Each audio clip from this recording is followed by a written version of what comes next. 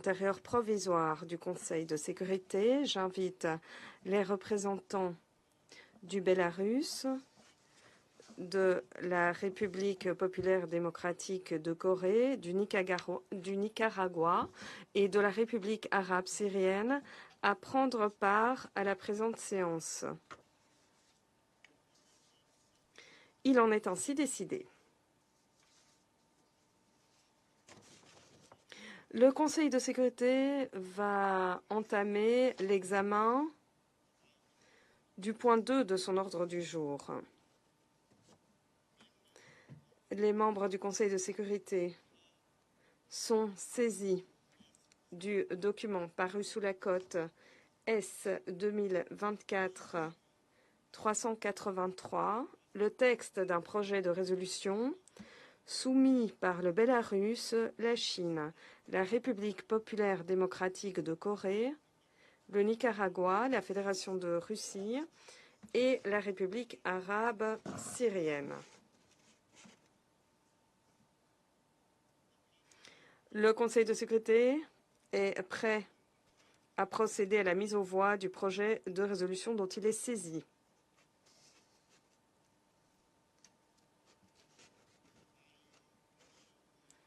Je donne la parole aux membres du Conseil de sécurité souhaitant prononcer une déclaration avant le vote. La parole est à la Fédération de Russie. Monsieur le Président, nous nous souvenons tous que le 24 avril, en cette salle, les États-Unis, le Japon et leurs alliés ont présenté leur projet de résolution qui n'avait pas de valeur ajoutée sur la prévention d'une course aux armements dans l'espace, confirmant les obligations du traité sur l'espace extra-atmosphérique de 1967 dont nous sommes tous signataires. En dépit de leurs arguments et de leur rejet de nos propositions s'agissant d'une course aux armements dans l'espace qui ajouterait du sens, qui donnerait du sens à ce document, la mise aux voix n'était qu'une initiative purement occidentale en essayant de placer sous une lumière néfaste la Fédération de Russie en essayant de nous prescrire un plan d'action. Et cette situation a porté un rude coup aux efforts internationaux visant à maintenir l'espace pacifique. Cependant,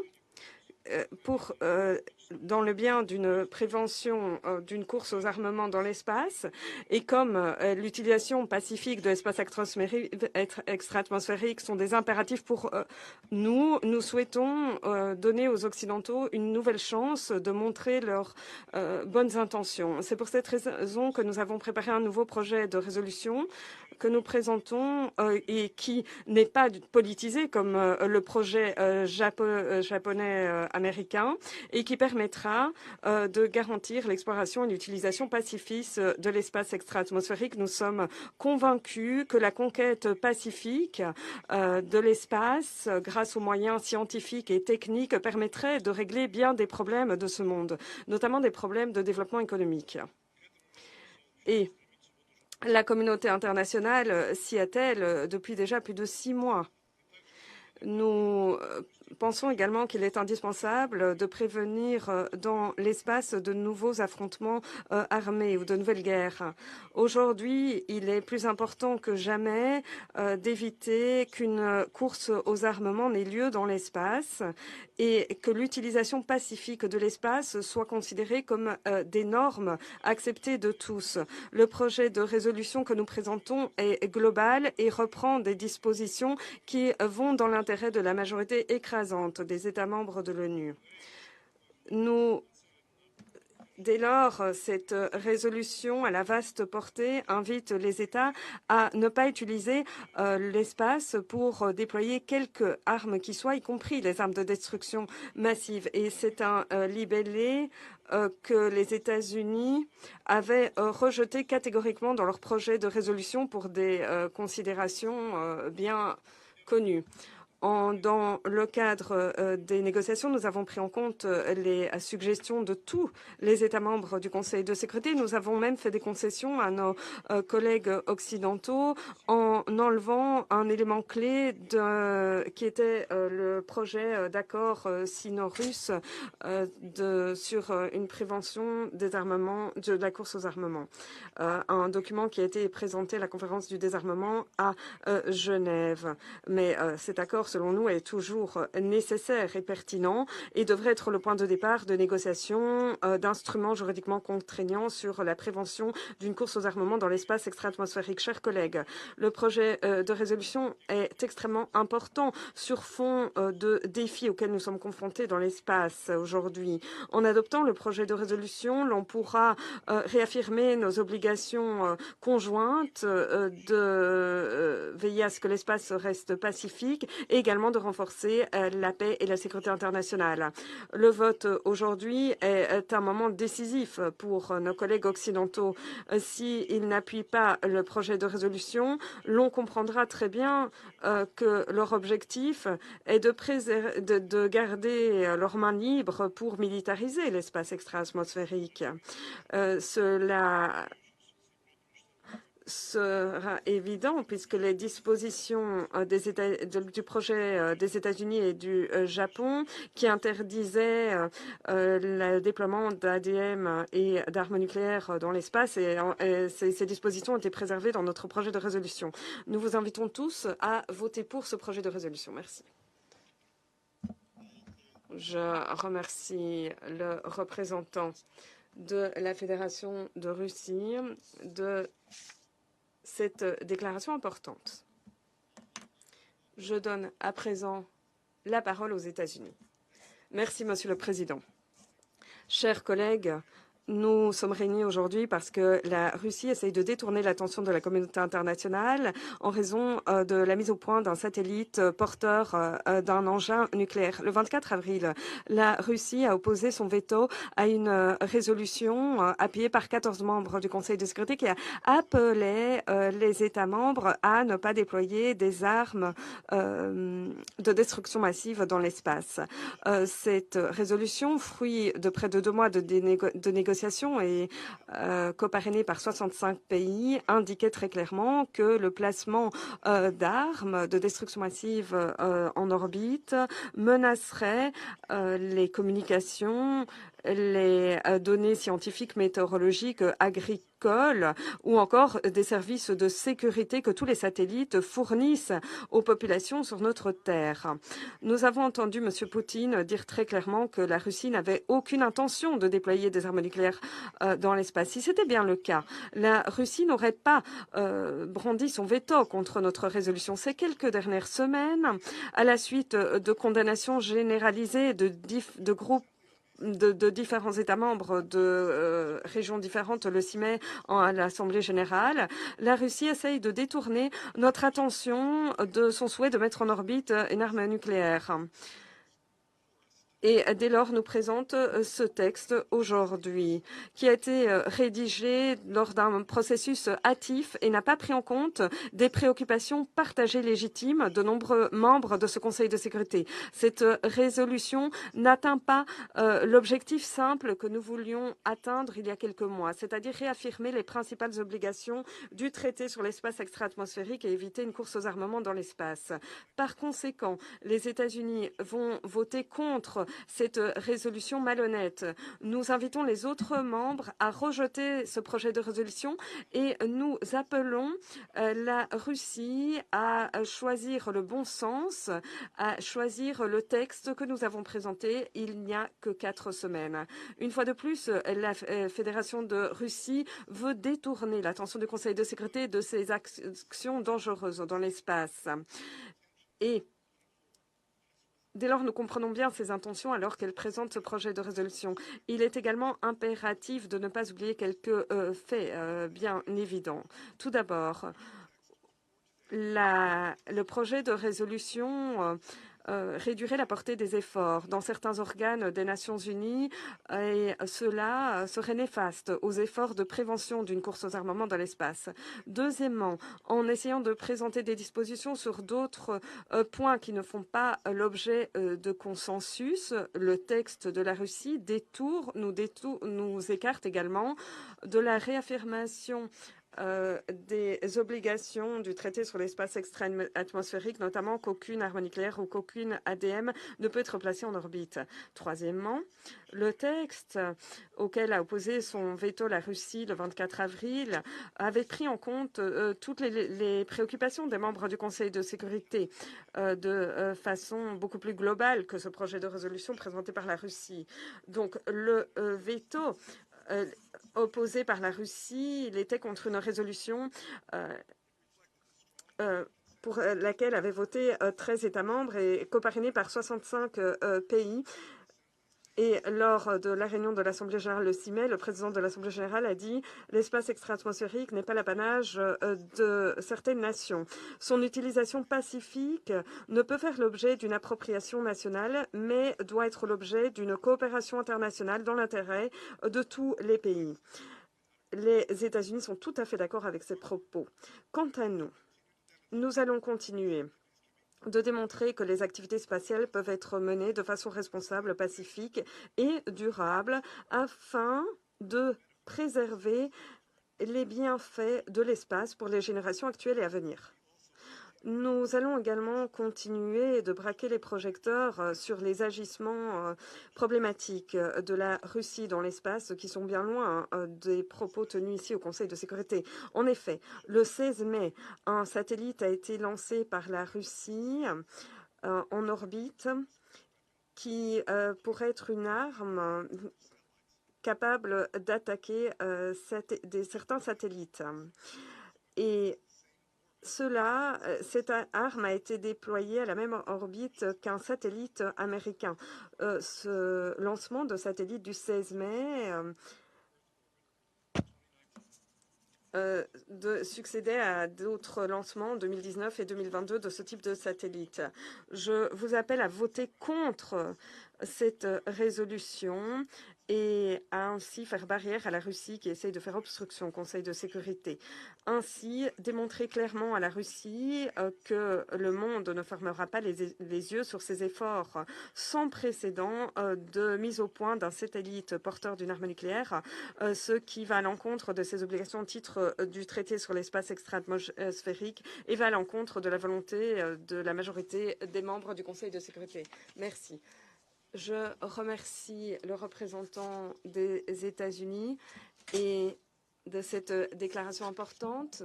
Le représentant de la Fédération de Russie a demandé la parole pour reprendre la parole. Monsieur le Président, j'ai entendu cette déclaration des États-Unis. De quelle résolution parle-t-il? Est-ce qu'il a lu la résolution que nous soumettons?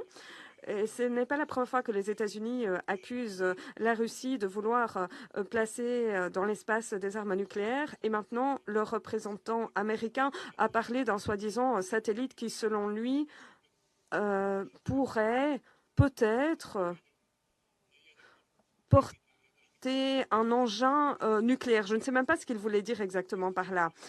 Mais ce n'est pas ça qui compte. Si les États-Unis accusent la Russie de vouloir déployer des armes dans l'espace, alors qu'est-ce qui gêne les États-Unis dans notre projet de résolution? Nous avons des dispositions identiques à celles du projet de résolution auquel nous avons opposé notre veto, et cela pour des raisons précises, parce que ce projet de résolution se contente de porter sur les armes de destruction massive. Nous proposons un projet de résolution portant sur les armes de destruction massive, mais également tous les autres types d'armes dans l'espace extra-atmosphérique. Nous parlons de prévention de course aux armements dans l'espace extra-atmosphérique de façon générale. Alors que le représentant américain, s'il le peut, essaye de nous expliquer où sont les défaillances de notre projet de résolution, car elle est quasiment analogue au projet de résolution des États-Unis en ajoutant tout simplement les autres types d'armes qui, selon nous, ne pourraient pas être placées dans l'espace. Je vous remercie. Je remercie le représentant de la Fédération de Russie de cette déclaration. Le représentant des États-Unis a demandé la parole pour une deuxième déclaration. Merci, Monsieur le Président. Mes excuses de reprendre la parole, mais je me devais de répondre aux observations de la Russie. Oui, j'ai lu votre texte, qui est piètre et qui présente des mécanismes qui ne pourront pas être vérifiés. C'est clair. Nous avons déjà tenu ces discussions à Genève précédemment. S'agissant du type de traité que vous aimeriez voir se concrétiser. Donc, nous avons déjà vu ce genre de spectacle par le passé. Et nous laissons le Conseil de sécurité se prononcer sur le projet de résolution. C'est d'ailleurs ce que nous allons faire à l'instant. Merci. Je remercie le représentant des États-Unis de cette nouvelle déclaration. Je vais à présent placer le projet de résolution aux voix. Que ceux qui souhaitent voter pour le projet de résolution paru sous la cote S 2024-383 lèvent la main.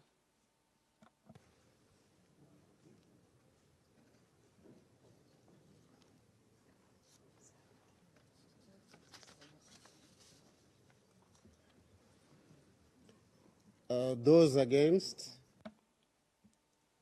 Que ceux qui veulent voter contre le projet de résolution lèvent la main.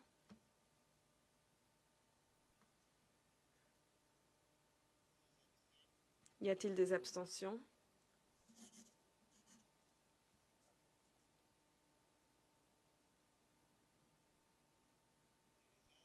Le résultat du vote est comme suit.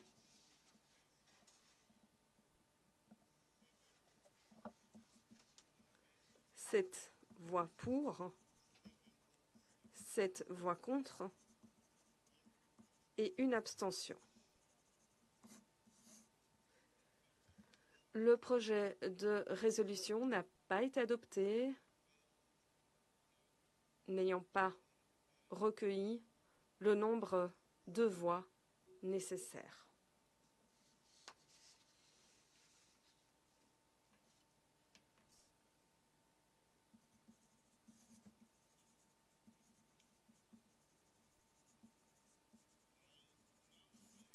Je donne à présent la parole aux membres du Conseil de sécurité souhaitant prononcer une déclaration après le vote.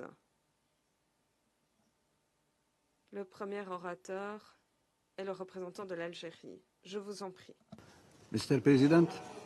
Monsieur le Président, l'Algérie a voté pour le projet de résolution car il s'inscrit dans le droit fil de notre position de longue date quant à l'utilisation pacifique de l'espace extra-atmosphérique et la prévention de l'armement de cet espace.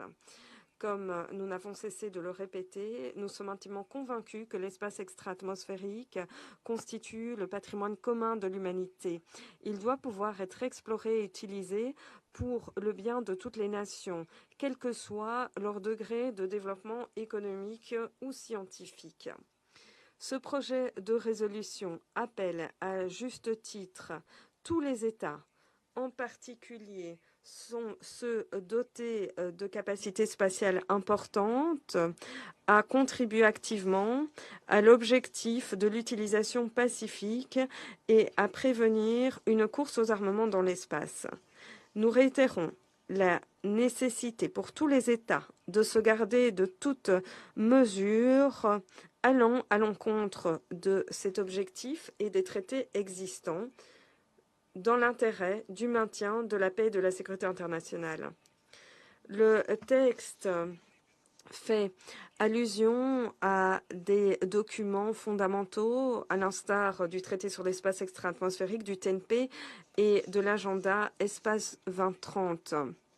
soulignant l'importance que revêt le droit international et le rôle crucial joué par la conférence du désarmement dans la négociation d'accords multilatéraux. L'accent est placé sur le respect scrupuleux du traité sur l'espace extra-atmosphérique et d'autres instruments juridiques pertinents, ce qui est primordial. Promouvoir l'universalité de ces traités est essentiel en vue de préserver l'espace extra-atmosphérique à des fins pacifiques. Le projet de résolution souligne à juste titre la nécessité pressante d'adopter de nouvelles mesures et notamment des instruments juridiquement contraignants destinés à prévenir une course aux armements dans l'espace extra-atmosphérique. Nous n'avons cessé de nous faire les chantres de l'importance d'entamer des négociations sur de tels instruments. En guise de conclusion, l'Algérie réitère son appui indéfectible à la prévention d'une course aux armements dans l'espace extra-atmosphérique et au maintien de l'espace à des fins pacifiques. Je vous remercie. Je remercie le représentant de l'Algérie de cette déclaration. Je donne à présent la parole à la République de Corée. Merci, Monsieur le Président. La République de Corée a voté contre le projet de résolution et ce pour deux raisons. Premièrement, le projet de résolution russe comportait des dispositions ne faisant pas consensus entre les membres du Conseil de sécurité, notamment un paragraphe du dispositif, le 8, qui était identique à l'amendement russe qui n'a pas été adopté lors de la réunion du 24 avril. Étant donné la nature à double usage de nombreux systèmes spatiaux, il est très difficile de définir ce qu'est une arme dans l'espace. Et la vérification, le respect sont également difficile, même s'il y aurait un accord juridiquement contraignant. Cette ambiguïté pourrait ouvrir la porte à des dissensions juridiques ou encore au contournement d'obligations juridiques. C'est pour cette raison que la République de Corée, tout comme bien d'autres États, est d'avis qu'il importe d'élaborer des nouvelles règles, normes, principes, afin de lutter contre les menaces présentes et à venir dans l'espace. Le texte russe ne rend pas pleinement compte de cette façon de voir les choses. Deuxièmement, ce projet de résolution a été mis aux voix après des consultations insuffisantes. En dépit des demandes des membres du Conseil de sécurité en faveur d'un texte plus équilibré, la Fédération de Russie a à peine modifié son texte et et dès que la procédure d'approbation tacite a été arrêtée, la Russie a maintenu son texte. La Russie n'avait donc pas l'intention de mener des négociations en toute bonne foi. C'est déplorable car la Russie a opposé son vote à un projet de résolution sur la même question qui avait recueilli 13 voix pour, y compris des 10 membres élus du Conseil de sécurité. Nous saisissons cette occasion pour souligner que le Conseil de sécurité doit prendre les devants face aux défis en matière de sécurité, en particulier dans les domaines spatiaux et cybernétiques. Lors de son mandat au Conseil de sécurité, la Fédération de Russie, ou plutôt la République de Corée, sera disposée à œuvrer aux côtés des autres membres du Conseil de sécurité afin de mieux maintenir la paix et la sécurité internationale dans notre monde en pleine mutation. Merci. Je remercie le représentant de la République de Corée de cette déclaration et je donne à présent la parole à Malte. President. Merci, Monsieur le Président. Nous avons voté contre ce projet de résolution qui ne tenait pas compte du point de vue de bon nombre de membres du Conseil. Nous avons voté contre en raison du fond, mais aussi et peut-être encore davantage en raison de la procédure et de l'observation de la procédure. Pour ce qui est du texte, il était certes basé en grande partie sur la résolution présentée par le Japon et les États-Unis, mais des éléments clés en avaient été ôtés, y compris la référence à l'applicabilité du droit international dans l'espace extra-atmosphérique. Cette référence était appuyée par de nombreux membres du Conseil. Nous regrettons la suppression de cet élément. En outre, le projet contenait deux paragraphe du dispositif supplémentaire et non consensuel qui visait à cliver le Conseil plutôt qu'à forger un consensus. D'ailleurs, nous avions voté contre l'un de ces deux paragraphes du dispositif lorsque il avait été présenté comme amendement à la résolution présentée par le Japon et les États-Unis. Nous sommes déçus également de l'approche adoptée par la délégation rédactrice de ce projet. On ne peut que regretter qu'un membre permanent oppose d'abord un veto à une résolution sur un sujet en soulignant que le Conseil ne devrait pas discuter de l'espace extra-atmosphérique et ne devrait pas réaffirmer les obligations existantes, pour ensuite présenter son propre texte sur le même sujet. En outre, après une série seulement de consultations, le texte a été placé sous procédure d'approbation tacite. Un texte qui ne tenait pas compte de presque l'intégralité des préoccupations exprimées par les autres membres. Ce n'est pas la façon de forger le consensus, ce n'est pas comme cela que l'on défend les intérêts de tous les États membres de l'ONU. Les initiatives de ce type ne font que discréditer le Conseil de sécurité, comme nous l'avons fait auparavant, comme nous l'avons dit auparavant. Nous avions une occasion à saisir pour adopter la première résolution au Conseil de sécurité sur l'espace extra-atmosphérique et réaffirmer les principes du traité sur l'espace extra-atmosphérique. Et nous avons laissé s'échapper cette chance avec le veto du mois dernier. Notre objectif commun doit être de veiller à ce que l'espace extra-atmosphérique reste un domaine pacifique au bénéfice de toute l'humanité. Les capacités spatiales continuent d'augmenter et nous pensons que le Conseil doit jouer un rôle pour contrer les menaces qui pèsent sur la paix et la sécurité internationale à cet égard.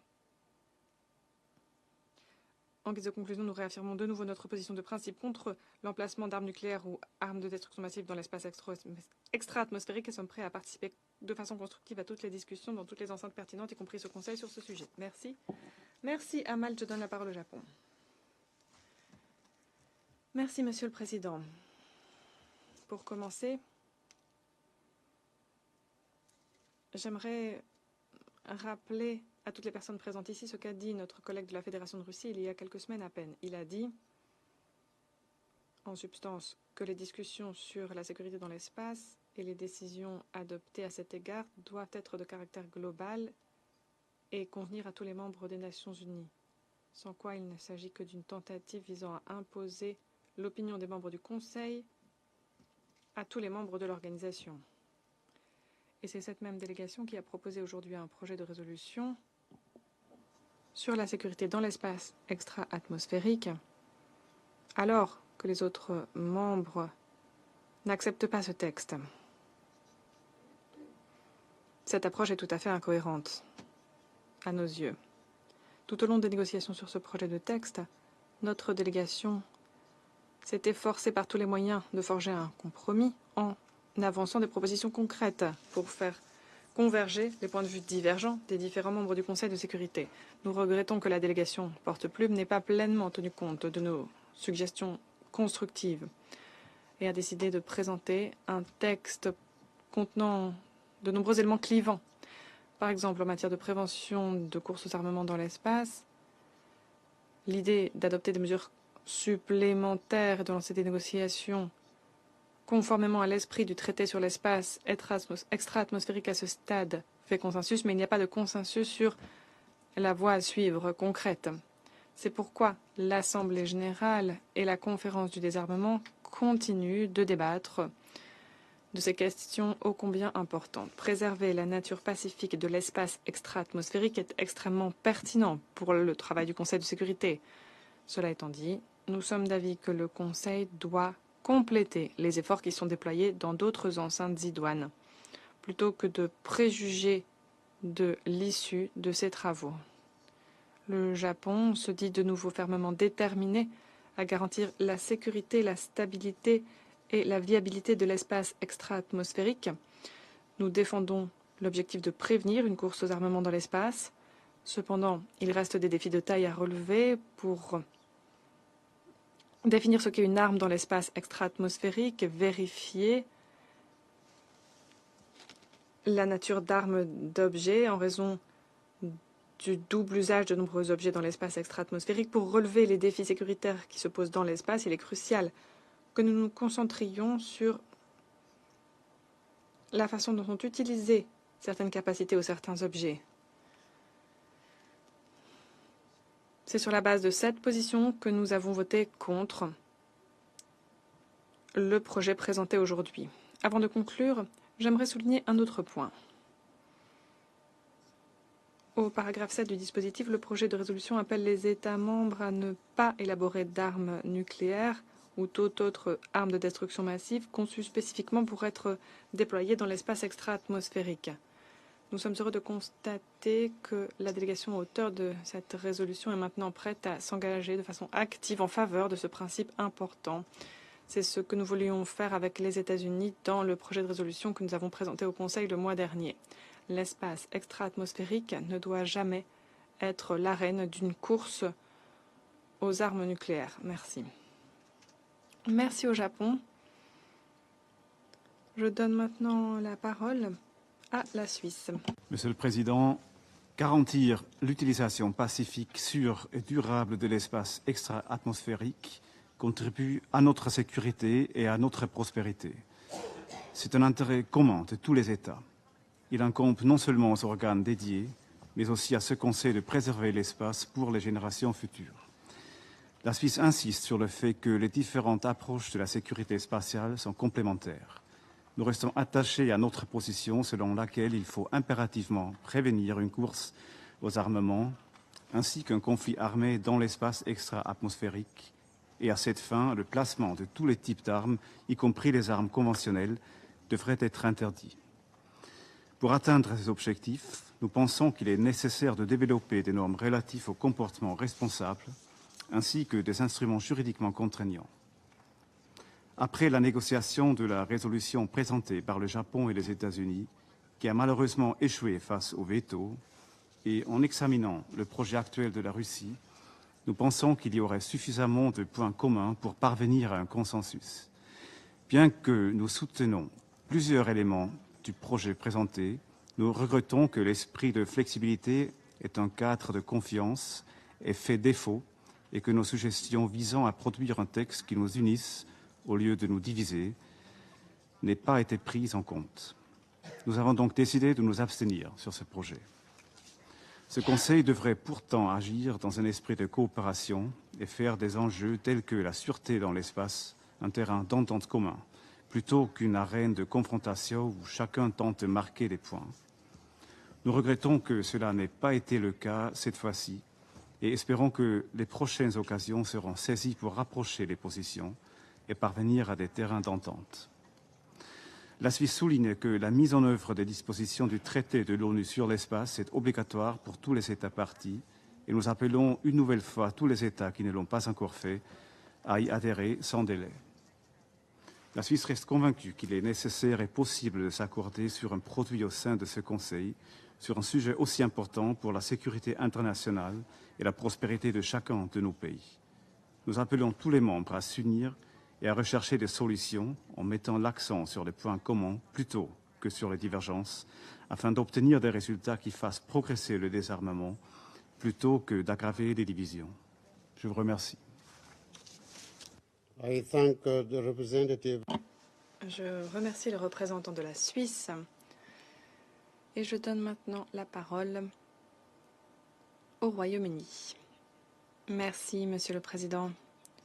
Le Royaume-Uni est bien décidé à prévenir une course aux armements dans l'espace extra-atmosphérique. C'est pourquoi nous avions présenté l'année dernière une résolution à l'Assemblée générale pour établir des normes, règles et principes de comportement responsable afin d'atténuer les menaces sur l'espace. Ce texte a été adopté avec l'appui écrasant de 166 États membres. Et c'est la raison pour laquelle nous avons appuyé le projet de résolution présenté par les États-Unis et le Japon devant le Conseil. Ce texte visait à réaffirmer les obligations élémentaires du traité sur l'espace extra-atmosphérique et de prévenir tout placement d'armes de destruction massive en orbite. Le placement d'armes nucléaires dans l'espace pourrait détruire ou endommager de façon importante une part significative des satellites qui sont en orbite autour de la Terre, avec des conséquences très graves et qui pourraient même menacer la vie via les conséquences sur de nombreuses applications dépendantes de l'espace et sur lesquelles nous comptons tous. La contre-résolution présentée par la Fédération de Russie n'est pas crédible. Il s'agissait d'une tentative cynique de détourner l'attention des signalements selon lesquels Moscou développe un nouveau satellite qui pourrait être le vecteur d'une arme nucléaire. La résolution est fondée sur des libellés qui n'ont pas été adoptés il y a quelques semaines seulement au Conseil de sécurité. Alors pourquoi présenter ce texte aujourd'hui et le mettre aux voix? Il ne s'agit pas d'une tentative sérieuse de régler les problèmes pesant sur la sécurité dans l'espace. Et la Russie savait très bien que ces propositions n'étaient pas vérifiables, ne pouvaient être mises en œuvre de la part d'un pays qui fait fi de si nombreuses obligations relatives au contrôle des armements. On ne peut que s'alarmer. Je vous rappelle ce qu'a fait la Russie dernièrement. Elle s'est retirée du traité cieux ouvert, du traité sur la sécurité globale en Europe, a suspendu sa participation au traité New Start, a violé le traité sur les forces intermédiaires, la convention sur les armes chimiques. Et bien sûr, elle oppose ses vétos aux résolutions de ce Conseil sur l'Iran et la RPDC. Chers collègues, nous devons redoubler d'efforts pour éviter une course aux armements dans l'espace extra-atmosphérique et garantir notre sécurité collective. Pour cela, nous devons discuter sérieusement, de bonne foi, de l'architecture de maîtrise des armements. Nous sommes tous disposés à participer à ces échanges qui nous semblent urgents. Merci. Je remercie le représentant du Royaume-Uni de sa déclaration. Je donne la parole au Guyana. Monsieur le Président, nous avons voté pour le projet de résolution intitulé « La prévention d'une course aux armements dans l'espace et la sécurité dans l'espace extra-atmosphérique » présenté par la Fédération de Russie. Nous avons appuyé ce projet de résolution car il est conforme à notre position et à la résolution 78/238 de l'Assemblée générale. Il est conforme aussi au contenu du projet de résolution présenté voilà moins d'un mois par les États-Unis et le Japon sur la prévention d'une course aux armements de l'espace extra-atmosphérique, texte qui malheureusement n'a pas été adopté en raison du veto de la Russie. Notre pays est attaché à l'utilisation équitable et pacifique de l'espace extra-atmosphérique. Nous reconnaissons donc l'importance de ce projet de résolution pour que l'espace soit libre de toute arme. La perspective de militarisation de ce domaine est une grave menace, pas seulement pour la sécurité internationale, mais aussi pour l'avenir de l'humanité et de son patrimoine commun dans l'espace. Nous pensons que le projet de texte qui n'a pas été adopté aurait pu contribuer à contrer cette grave menace. Nous le soulignons, l'espace extra-atmosphérique doit rester libre de toute arme, y compris les armes de destruction massive. Il est crucial de préserver ce bien public commun du fléau de la course aux armements qui ne pourrait qu'exacerber les menaces qui pèsent sur notre sécurité collective et entraver nos programmes de développement. Nous réitérons l'importance qu'il y a pour les États dotés de l'arme nucléaire de respecter leurs obligations internationales. Ils doivent s'engager à ne pas déployer d'armes nucléaires dans l'espace extra-atmosphérique. Nous répétons aussi notre détermination à étayer tous les efforts permettant de garantir le droit de tous les pays de bénéficier de façon équitable des utilisations pacifiques de l'espace extra-atmosphérique. Merci. Je remercie la représentante du Guyana pour sa déclaration et je donne maintenant la parole à l'Équateur. Merci, Monsieur le Président. L'Équateur est fermement engagé en faveur de la promotion de la paix et de la sécurité internationale. Nous estimons que réglementer les activités dans l'espace extra-atmosphérique représente l'un des éléments essentiels de l'architecture qui est nécessaire pour garantir la viabilité sur le long cours de l'espace extra-atmosphérique. C'est pourquoi, fidèles à nos principes, nous avons voté pour la proposition de résolution russe. Nous reconnaissons l'importance qu'il y a à préserver l'espace extra-atmosphérique qui doit être un environnement pacifique. Nous nous opposons à sa descente dans l'anarchie et plus encore à sa militarisation, ce qui inclut l'emplacement de tout type d'armes, notamment d'armes de destruction massive dans l'espace.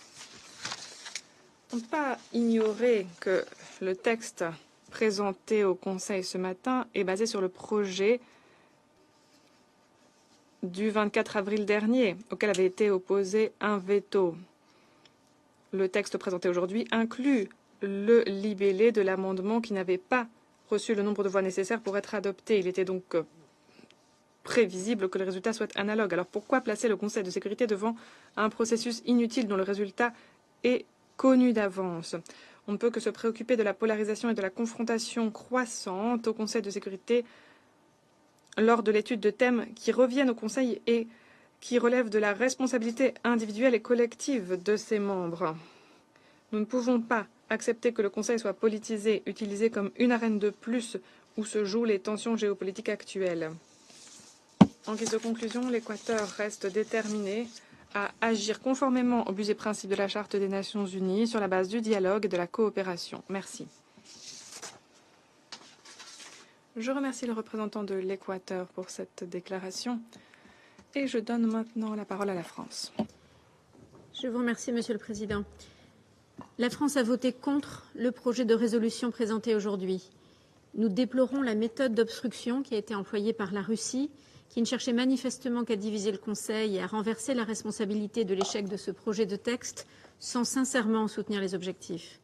Le vote de la France aujourd'hui reflète notre refus de la méthode.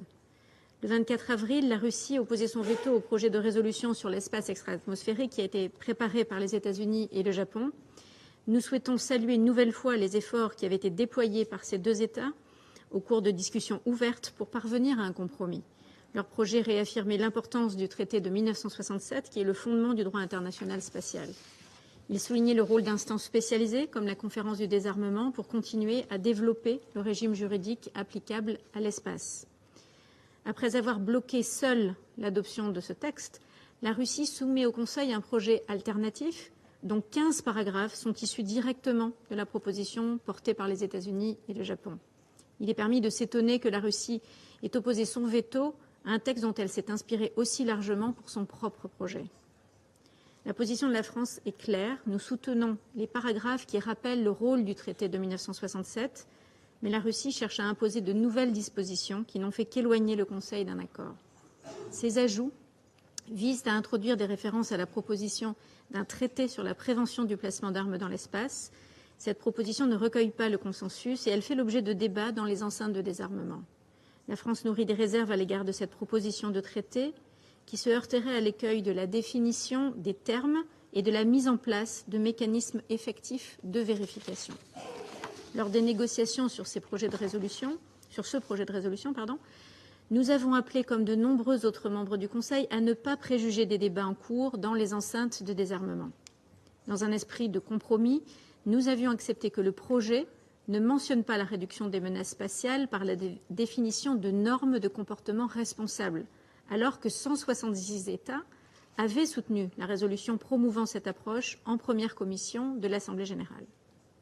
La Russie, pour sa part, a persisté à vouloir introduire dans le texte sa proposition de traité et elle savait qu'une majorité de membres du Conseil ne la soutenait pas. C'est ce refus de négociation, tout comme le veto qu'elle a utilisé il y a quelques semaines, qui permettent de douter de la crédibilité qui était celle de la Russie lorsqu'elle prétend unir la communauté internationale dans la négociation d'un accord sur la prévention d'une course aux armements dans l'espace. Monsieur le Président, il est dans l'intérêt de tous que l'espace extra-atmosphérique demeure sûr, stable et qu'il soit utilisé à des fins pacifiques. La France est attachée au respect du traité de 1967, du droit international, ainsi qu'à la prévention d'une course aux armements dans l'espace. Pour avancer vers cet objectif, elle est mobilisée dans les discussions des enceintes compétentes de désarmement, y compris sur la définition d'engagements politiques et d'instruments contraignants appropriés. Je vous remercie.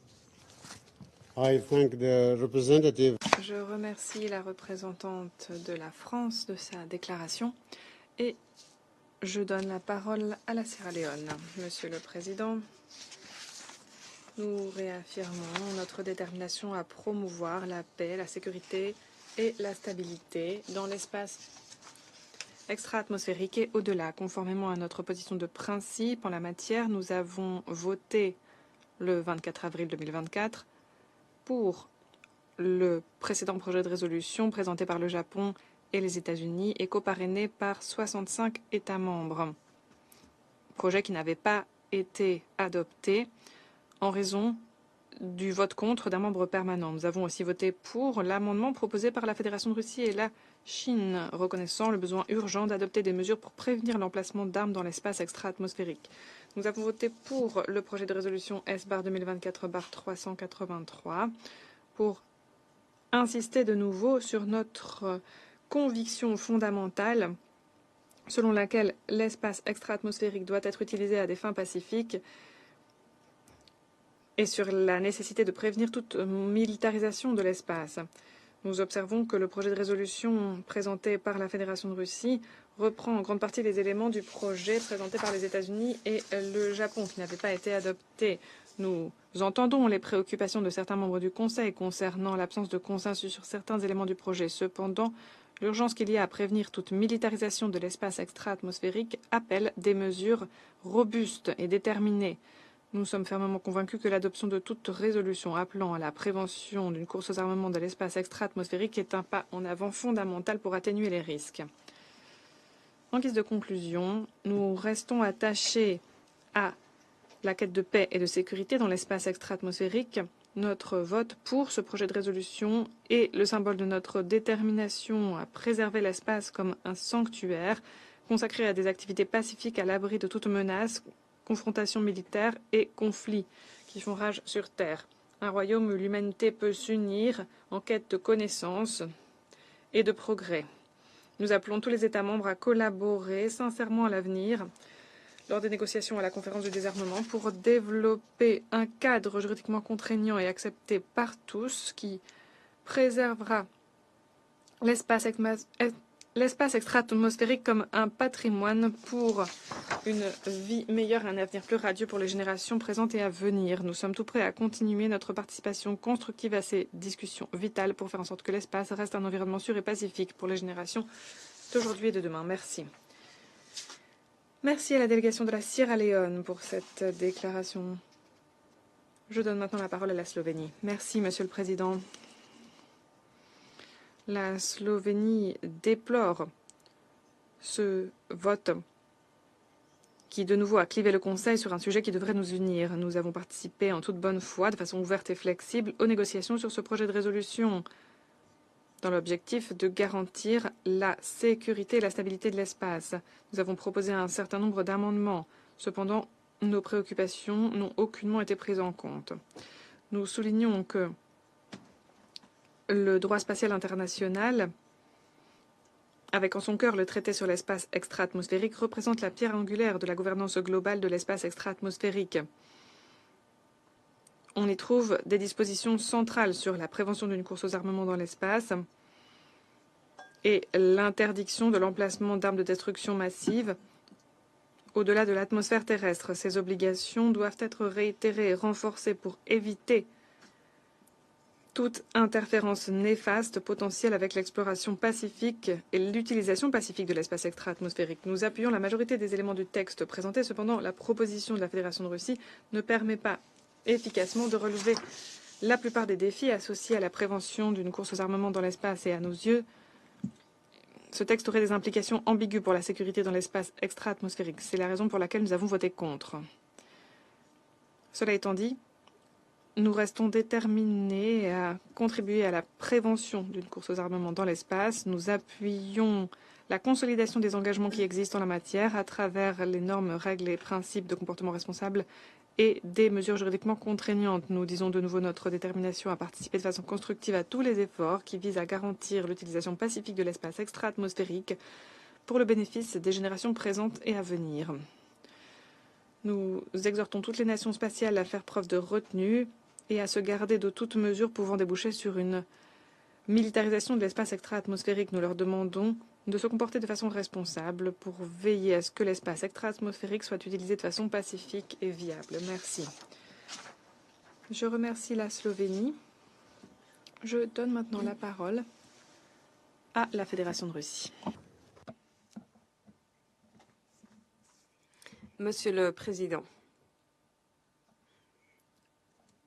nous sommes assez satisfaits du résultat du vote. Au-delà des chiffres, cela a démontré une division entre ceux qui aspirent à une conquête pacifique de l'espace et ceux qui contribuent à sa militarisation. Les pays occidentaux, aujourd'hui, en quelque sorte, sont isolés ici au Conseil de sécurité. Et c'est symptomatique. Nous déplorons grandement que ces pays occidentaux, les membres du Conseil de sécurité, n'ont pas permis au Conseil de sécurité d'adopter un projet de résolution très équilibré et si nécessaire pour garantir l'utilisation pacifique de l'espace. Ainsi, aujourd'hui, tous les masques sont tombés et nous avons vu leur véritable visage. Le mois dernier, les États-Unis et leurs alliés, avec un grand cynisme, avaient dit haut et fort qu'ils étaient très engagés en faveur d'un espace extra-atmosphérique pacifique. Aujourd'hui, après avoir confirmé leurs véritables intentions de poursuivre la militarisation de l'espace et de permettre cette course aux armements, leur tentative de rejeter notre projet de résolution sont très cyniques. Ils démontrent véritablement ce qu'ils pensent de la prévention d'une course aux armements dont on discute déjà dans différentes enceintes. Ils ont déjà critiqué la Russie à cet égard il y a quelques semaines. Et aujourd'hui, on essaye de nous renvoyer, c'est le Japon qui essaye de nous renvoyer la balle avec de tels arguments. Cependant, nous comprenons pour lesquelles vous n'avez pas appuyé notre projet de résolution. Ce sont des raisons banales. Vous voulez avoir les mains libres pour utiliser l'espace à des fins militaires et pour y placer tout type d'armes. Les soi-disant explications fournies par les États-Unis avant le vote me semblent très ambiguës et ne tiennent pas du tout la route. Il n'a pas répondu à la principale question. Les États-Unis voulaient éviter le placement d'armes de destruction massive dans l'espace, mais pourtant cela figure dans notre texte de résolution. Et c'est une disposition qui vient de votre projet de résolution du Japon et des États-Unis. Alors expliquez-moi pourquoi vous n'êtes pas d'accord avec une interdiction de placement de tout autre type d'armes dans l'espace. Et les autres qui ont voté contre notre projet de résolution n'avaient rien à dire en substance aujourd'hui. Chers collègues, nous vous appelons tous à réfléchir aux conséquences pour les habitants de notre planète en cas d'arsenalisation de l'espace extra-atmosphérique.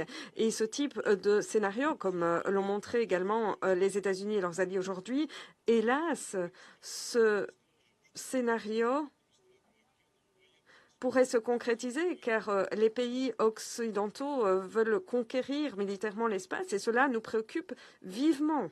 Nous ne le cachons pas. Il suffit de lire les rapports de leurs principales agences en la matière où ils parlent souvent de légitime défense, où il y a des financements généreux pour ce type de programme. Vous verrez alors que nos craintes ne sont pas vaines. Mais personne, hormis les États-Unis et les pays occidentaux, ne souhaite faire de l'espace une arène d'affrontement où on y place des armes. Aujourd'hui, les pays occidentaux nous ont donné à nouveau des arguments hypocrites sur notre projet de résolution et nos intentions.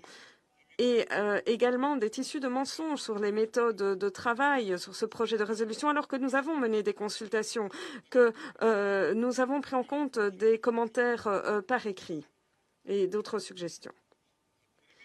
Dans le même temps, le vote d'aujourd'hui est une défaite pour ceux qui essayent de lutter contre les affrontements sur notre planète. Il est évident que la situation actuelle devra être analysée minutieusement par les différents pays. Dès lors, nous resterons attachés à nos obligations dans l'espace extra-atmosphérique dans le plein respect du droit international. Et d'ailleurs, le représentant américain y a fait allusion. Eh bien, nous n'avons cessé de réaffirmer nos obligations en la matière. En dépit de l'attitude agressive des États-Unis et de leurs alliés, nous continuerons le travail en la matière. Nous consentirons tous les efforts nécessaires aux côtés des autres États membres afin que l'espace extra-atmosphérique demeure pacifique. Merci. Je remercie le représentant de la Fédération de Russie de cette déclaration et je donne à présent la parole à la Chine. Merci, Monsieur le Président. Monsieur le Président, l'espace extra-atmosphérique est un bien public commun qui a des incidences pour la paix et la sécurité, le bien-être de tous les êtres humains. Garantir le caractère pacifique de l'espace extra-atmosphérique est la quête universelle de toute la communauté internationale et une responsabilité partagée pour tous les États membres. Voilà 60 ans, l'on a commencé à explorer l'espace extra-atmosphérique et depuis lors, la communauté internationale a essayé d'améliorer sa gouvernance. Le traité sur l'espace extra-atmosphérique de 1967, le premier traité sur cette question, a établi des principes importants: utilisation pacifique, libre exploration, coopération internationale, tout en prohibant de façon catégorique le déploiement d'ADM dans l'espace, contribuant par là de façon importante au maintien de la paix, de la sécurité et de la durabilité de l'espace extra-atmosphérique. Avec les progrès enregistrés en matière de technologie spatiale, de nouvelles menaces, de nouveaux défis ont émergé dans l'espace extra-atmosphérique. Certains pays ont parlé de domaines propices à la guerre.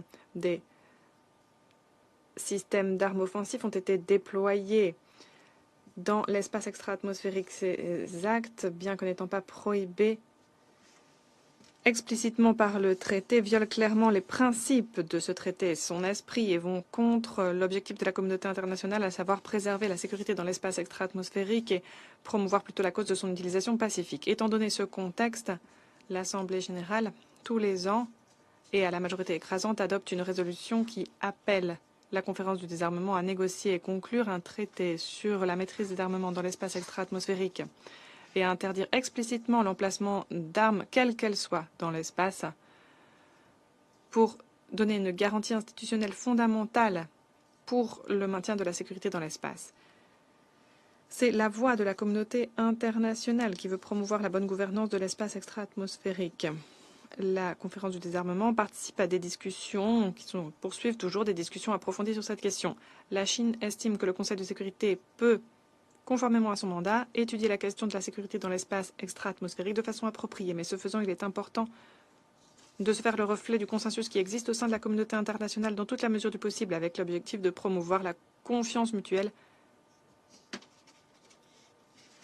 tout en appuyant et complétant les discussions pertinentes qui ont lieu dans les enceintes appropriées. Le mois dernier, le Conseil n'a pas pu adopter un projet de résolution sur la sécurité dans l'espace extra-atmosphérique qui avait été proposé par le Japon et les États-Unis. Depuis, la Russie a présenté un nouveau projet de résolution. Ce projet de résolution reconnaît le rôle et les contributions du traité sur l'espace extra-atmosphérique tout en visant à combler ses lacunes en interdisant explicitement l'emplacement d'armes, quelles qu'elles soient, dans l'espace extra-atmosphérique et en appelant à la conclusion rapide d'un traité sur la maîtrise des armements dans l'espace extra-atmosphérique. Ce sont des éléments qui ont bénéficié de l'appui de plus des 2/3 des États membres à l'Assemblée générale.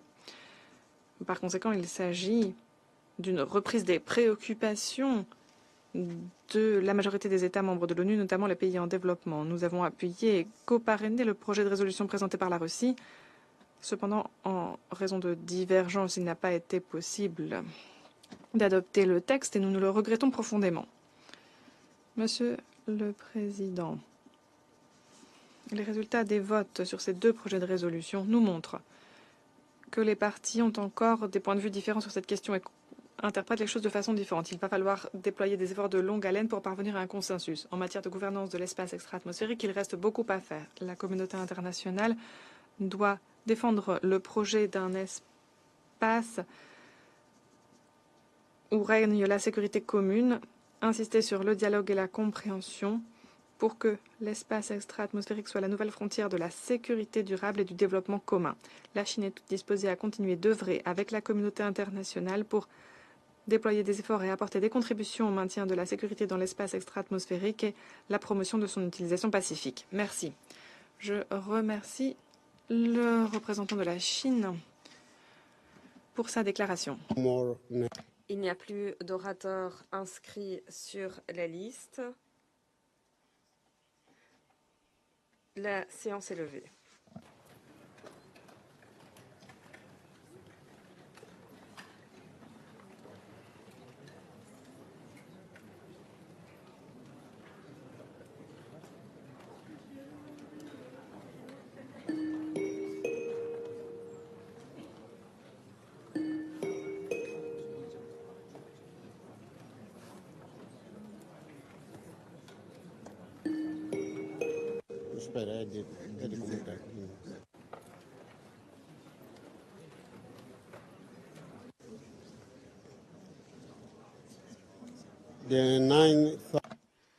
Je déclare ouverte la 9631e séance du Conseil de sécurité.